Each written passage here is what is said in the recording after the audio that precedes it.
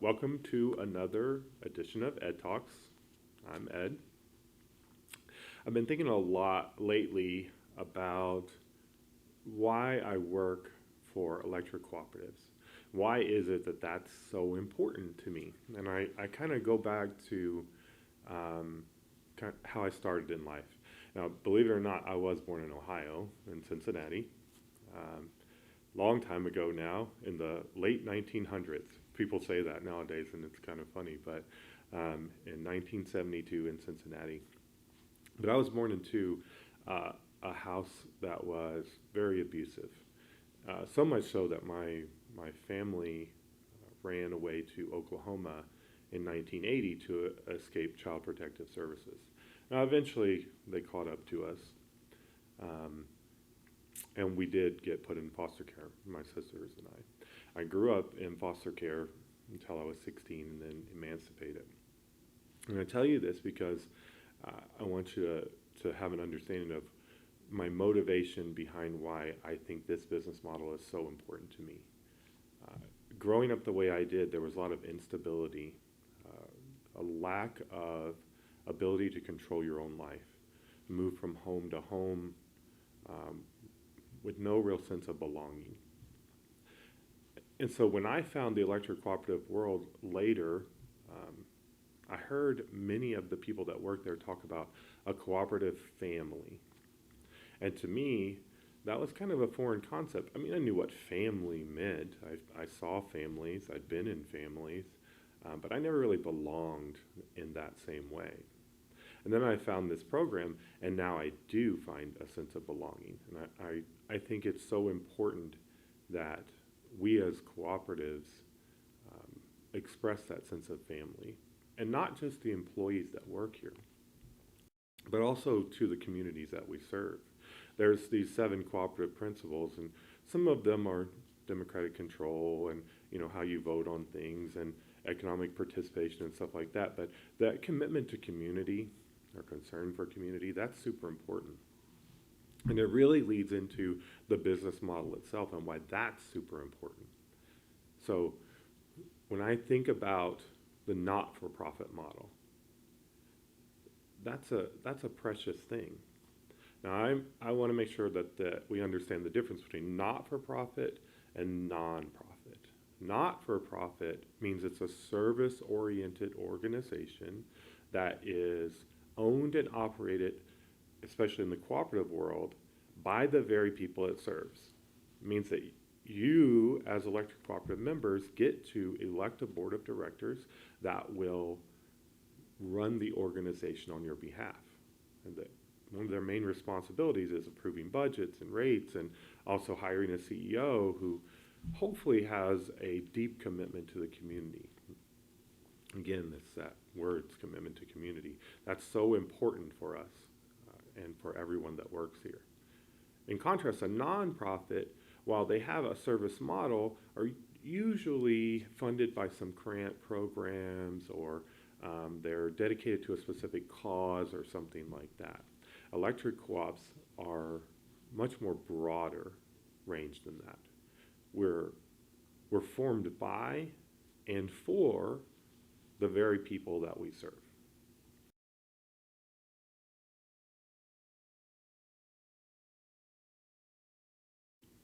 So you might be wondering about how the revenue that we receive is used.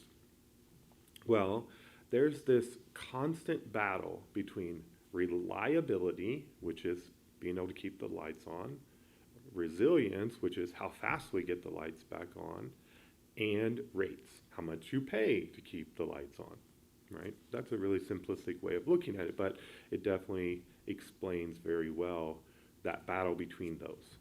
So to be the most reliable and the most resilient also means you're going to pay the most, because you have to have backup system after backup system in order to ensure that the lights never go off. Now, for an electric cooperative, we pride ourselves on having the highest levels of reliability. And I think we do a really, really good job here at your cooperative. But it comes with a cost, and that's your rates. So we also have, as a foundational priority, that we will keep cost competitive rates so that way we're having a small impact upon our membership as possible when it comes to the bottom line. But it's hard because you have to strike that balance at all times. We don't want people to be without electricity, but at the same time, you have to pay to be able to have those types of things. So your board works very hard on your behalf to try and figure out what that right balance is. How much are we going to invest into the lines and poles in order to make sure you have the best possible reliability while also maintaining cost competitive rates? Because remember, we're a not-for-profit. That means at cost. So anything that we make to run the system needs to come out of rates. And then anything that we make over and above that, because it's impossible to be 100% accurate, actually gets returned back to its members, you, in the form of capital credits. So I can talk about capital credits a little bit. If you think about what happens at a for-profit company, these are traded on the stock exchange, for example. When people run for-profits, they're looking for investors, and those investors will give money to that for-profit to run their business, but they expect a return, some kind of interest back on the money that they're investing. And you get those in payments called dividends. Well, for us, we don't have investors because remember, we're a not-for-profit, we're community-based, member-owned, and member-run. So anything that we make over and above what it takes to run the business at the zero-sum budget, we assign back in the form of capital credits. And then at the end of every year, if we're financially stable enough, the board, members, just like you, will authorize returning those dollars back. And some of you may get a check if it's a very large business or something like that, but most of the time you're going to get a credit on your bill. And if you will look at your bill later in the year, November, December-ish, you'll probably see that capital credit reflected there. And of course, the longer you've been on the system, the more you've paid in, the more likely that you're going to have a larger amount there.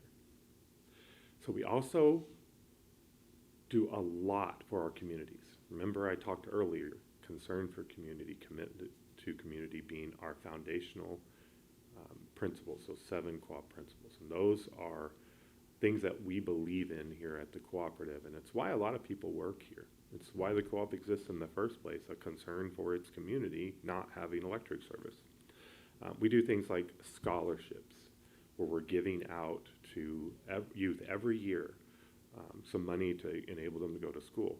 And I'm really proud of the fact that we also do a trade scholarship that is specifically directed at helping students that maybe the university isn't the right thing for them, but maybe they want to become a tradesman of some kind, electrician, plumber, IT, nurse, whatever it is, so that way we can support those types of students as well.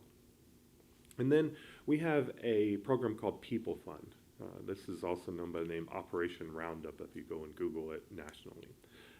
Basically, it means that our members round up to the nearest dollar their bill. So if your bill was going to be .75 now it just becomes the next dollar up, and that 25 cents goes into a shared pot, which can be used to help support those in need in our communities.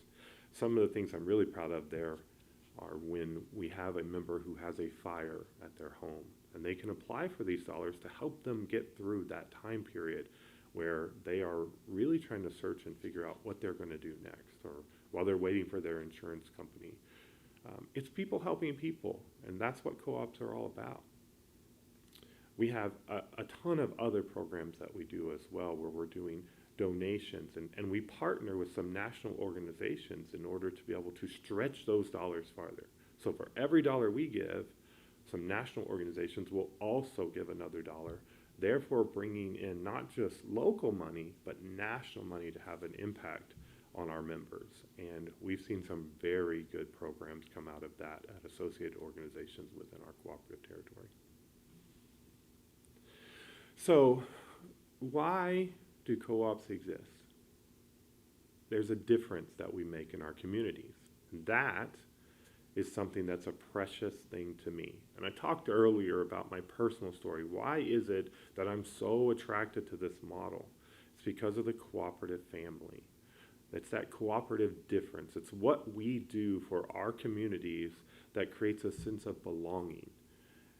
It's something that I think most people that work here really appreciate, and I think most of the communities that we serve understand. We work tirelessly on behalf of the membership because we know everything we do has a direct impact on the daily lives of the people that we serve. That's the cooperative difference. It's about creating a sense of belonging, stability, and reliability in the communities in which we both live and work. And that's a precious thing to me. So I want to thank you once more for taking the time to watch this video. Our co-ops exist in our communities for the benefit of our members. And we're always here to help if you have a time of need. Please reach out to us if you have any concerns or comments. We'd love to hear from you, and look forward to talking to you next time.